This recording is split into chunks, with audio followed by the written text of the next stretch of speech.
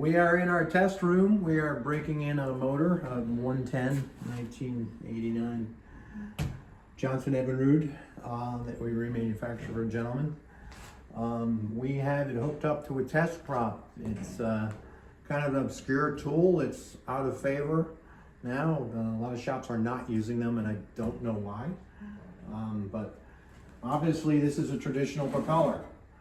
The problem is when you put it in a tank of water like this, it would shoot the water up and overflow, and it would cavitate, aerate. The motor would go to super RPM, would make a big mess. So they developed test props that they put a load on the prop shaft and on the motor, but it doesn't propel the water out so much. It does a little bit.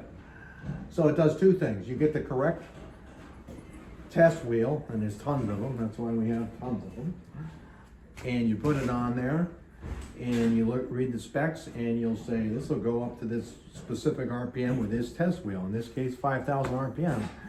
So we have the correct test wheel on it for this particular motor, and we're going to go right to that many RPMs. We're going to run the motor, show that now.